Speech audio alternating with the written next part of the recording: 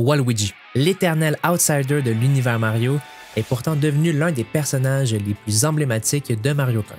Depuis son introduction en 2000 jusqu'à aujourd'hui, il est passé de simple personnage secondaire à personnage qui a complètement dominé la méta. Comment ce changement s'est-il produit? Qu'est-ce qu'il devient aujourd'hui en 2025? C'est ce que nous allons découvrir ensemble dans l'histoire de Waluigi. Waluigi est un personnage qui a été utilisé pour la première fois dans un jeu dans Mario Tennis sur la Nintendo 64. À la base, ce personnage a vu le jour dans le seul et unique but d'être un partenaire de double pour Wario dans Mario Tennis. Mais sa première apparition dans Mario Kart remonte à Mario Kart Double Dash en 2003.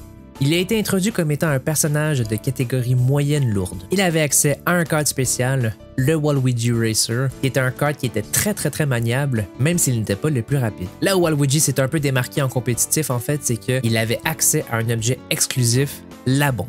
Un objet très efficace, mais qui peut être très risqué au vu de sa grosse hitbox. Il aurait pu se frayer un chemin dans la méta, mais vous allez voir que dans la majorité des Mario Kart, la méta en général, c'est des personnages plutôt légers avec une bonne accélération et une bonne stat en mini turbo. Mario Kart Double Dash n'en fait pas exception. À cette époque, c'était surtout les Koopa Troopa ou les bébés qui étaient énormément joués, même si différentes stratégies pouvaient être employées selon les objets spéciaux disponibles par personnage.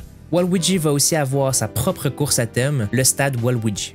Dans Mario Kart DS, Waluigi s'est aussi fait attribuer un nouveau circuit, Waluigi Pinball, une course qui a été remake quelques fois et qui est toujours autant appréciée des joueurs en 2025. Waluigi venait aussi avec un kart de prédilection, le Gold Mantis ou la tractopelle en bon français. Le tractopelle était un kart considéré mid-tiers, même au vu de sa bonne maniabilité. Il n'avait pas une assez bonne stats en mini-turbo ainsi qu'en accélération pour pouvoir faire la différence dans la méta. La mécanique la plus importante sur Mario Kart DS était le snaking. Le snaking consiste à enchaîner les mini-turbos à gauche et à droite pour pouvoir aller vraiment beaucoup plus vite que si on allait seulement en ligne droite. Ce qui faisait en sorte que niveau compétitif, les personnages avec les meilleures statistiques en mini-turbo et en maniabilité s'en sortaient le mieux. Bien que Waluigi était viable en compétitif, c'était vraiment un milieu qui était dominé par Drybone et par Rob, qui dominaient totalement la méta à cette époque.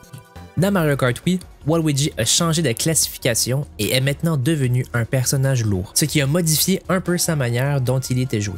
Le Flame Runner était le véhicule le plus utilisé à l'époque de Mario Kart Wii. Il avait des statistiques pas trop loin de Funky Kong avec le Flame Runner, mais Funky Kong est le personnage dominant sur Mario Kart Wii. Funky Kong a toujours eu une meilleure statistique en vitesse que Waluigi, ce qui faisait en sorte qu'il était très peu utilisé en compétitif. Mais à cette époque, ce que les joueurs Mario Kart ne savaient pas, c'est que Waluigi n'allait plus être disponible dans Mario Kart jusqu'à la sortie de Mario Kart 8 sur la Wii U en 2014.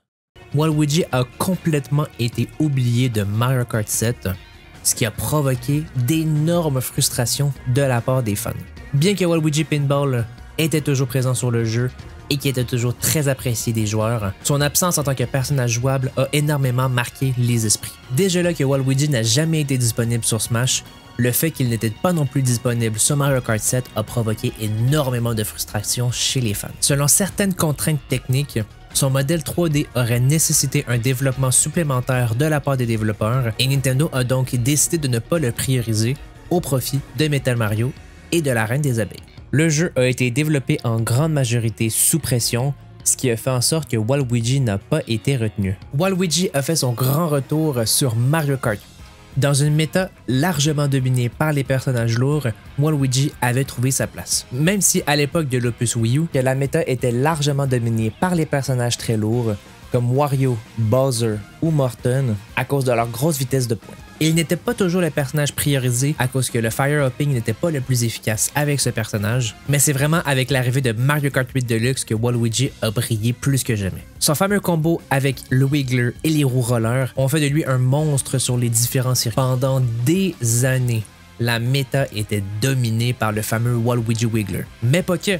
Waluigi Wiggler, Waluigi Parago, Waluigi Moto Yoshi, il n'y avait que des Waluigi sur la piste. La physique de Mario Kart 8 Deluxe favorisait les personnages moyens lourds.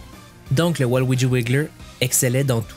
Bonne vitesse, bonne accélération, bon mini-turbo, bon poids, tout était là pour pouvoir écraser la concurrence en ligne. Il avait tout pour réussir. Jusqu'au jour où Nintendo ont annoncé un équilibrage de plusieurs personnages ainsi que de plusieurs véhicules dans Mario Kart 8 Deluxe avec la sortie de la vague 4 des DLC. En fait, je parle d'un nerf, mais c'est plutôt tous les autres personnages du jeu presque, sauf les personnages lourds qui ont reçu des améliorations, que ce soit en vitesse ou en mini turbo, ce qui a fait en sorte que la majorité des autres personnages et des autres cartes sont devenus maintenant plus viables que le Waluigi Wiggler. Selon moi, ceci a été un mal pour un bien, dans le sens où, en date d'aujourd'hui, le jeu est maintenant plus équilibré que jamais. Un peu tous les personnages, un peu tous les builds sont jouables, même si la méta est largement dominée par le Yoshi avec le Teddy Buggy. C'est plus agréable selon moi de voir à l'écran des Yoshi de toutes les couleurs plutôt que de voir plein de Waluigi, plein de Wiggler. Le Waluigi Wiggler reste quand même assez utilisable, mais en général, il va surtout être joué par des nostalgiques de l'ancienne méta. Pendant un moment, les gens ont cru que la grosse méta était King Boo, Link ainsi que Rosalina en Teddy Buggy, mais ces personnages ont rapidement été éclipsés par les Yoshi, Daisy, Peach, Birdo, Peach, qui malgré leur vitesse de pointe un peu moins élevée, ont une bien meilleure stats en mini turbo, ce qui les rend beaucoup plus rapides sur la piste. Tous les records du monde vont malheureusement tomber un par un, rendant tout ce qui était sauvegardé de l'ancienne méta complètement obsolète.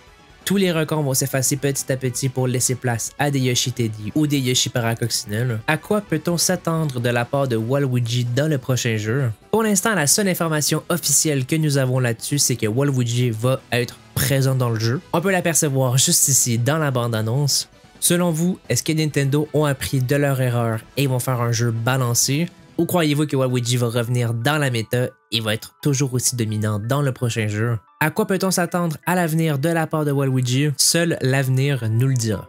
Au fil des années, Waluigi est passé du statut de simple personnage secondaire à celui de véritable icône de Mario Kart. Et vous, étiez-vous un fan de la Waluigi méta? Pensez-vous qu'il pourrait faire un comeback dans le futur? N'hésitez pas à envoyer vos théories dans les commentaires. Et n'hésitez pas à vous abonner pour ne pas manquer les prochaines vidéos. Je suis un peu sorti de ma zone de confort pour l'écriture et la réalisation de cette vidéo. Alors si jamais vous avez des critiques constructives, n'hésitez pas aussi à les envoyer dans les commentaires. Et je vous dis à la prochaine. Ciao tout le monde!